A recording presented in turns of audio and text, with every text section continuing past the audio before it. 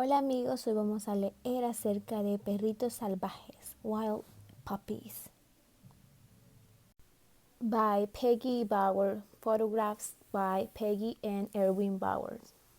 The friendliest little creatures we know, puppies never fail to capture our hearts with their oversized paws, fluffy coats, and wagging tails. Great Wolf, the largest of the wild dogs, wolves live in packs of 5 to 15 animals that are organized around a dominant alpha male and female, which are the only breed-in pair in the group. If there has been some disturbance that upsets the pack, the entire group moves to a new location, often a long distance from the original den site. The young are normally carried carefully, lifted by the lost fold of skin at the back of the neck. They are moved one at a time until all are secure in the new surroundings. Until the pups are old enough to accompany the adults on hunting trips, they remain behind with a pup sitter, which may or not be the mother. One youngster, interested in watching his mother vigorous digging, wandered into a spray of flying debris and ended up with a face covered with dirt. This puppy is 3 weeks old. His eyes are still blue, but they will turn gold as he reaches maturity.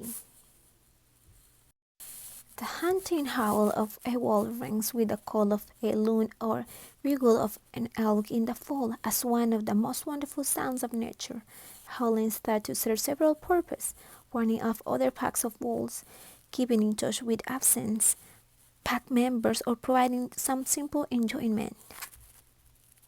By 10 weeks of age, the fat round puppy look is gone, replaced by a gangly adolescent appearance. Now legs lengthen quickly and the baby hair, which was furry, is replaced by the coarser pelage of an adult wolf. The hollow log is a good place to hide. As they grow up, pups play with one another, building strength and coordination.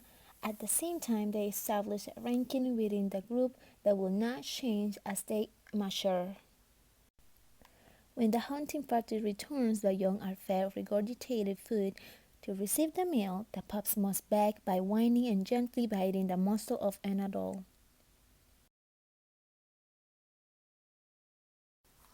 After 6 months, the pups look like small adults, even like domestic dogs. The cutest stage of life is gone forever.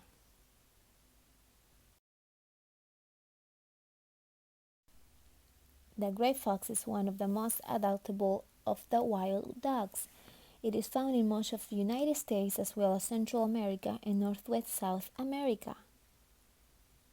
Although moderately abundant, the gray fox is less familiar than the red fox because it is nocturnal. Because the gray fox can climb trees, it is also known as the tree fox. The claws on the back legs are longer, sharper, and more curved than those of other foxes. Red fox. Like all young fox pups play with each other, building strength and coordination. This play frequently degenerates into naked aggression, establishing the dominance of the stronger, more intelligent pup. Their coats are not jet red, the color they will acquire as they mature. They blend well with the den, and this camouflage protects them from threatening enemies. The den may be one used for several years.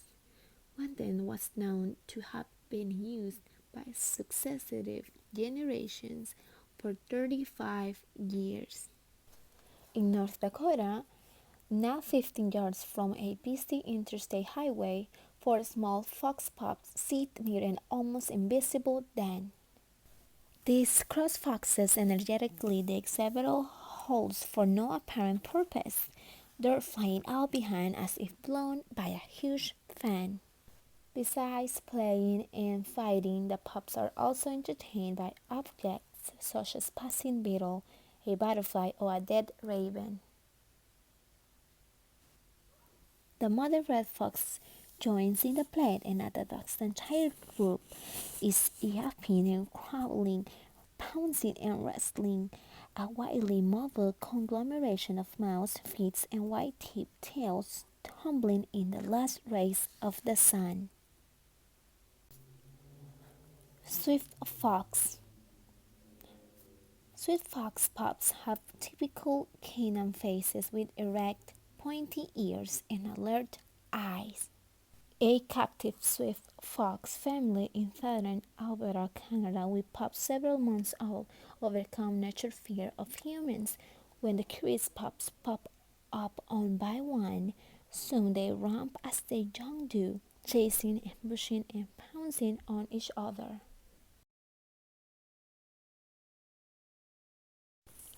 Arctic foxes. This Arctic fox den is on a slight slope. The same den is often used by generations of foxes, some for centuries or more. As early as March or April, the female fox returns from the sea ice and goes inland to set up her breeding territory. The mother Arctic foxes insist barking warns the young of danger, but the curious pups soon peep from their den. The more adventurous come into full view in spite of her repeated calls. The pups first leave the den at 1 month of age. In Alaska, the pups are independent in August and can fend for themselves. By September, all pups are on their own. Ok amigos, esto ha sido todo por hoy día, and I'll see you in the next video. Ciao, ciao. Have a wonderful weekend. See you Monday.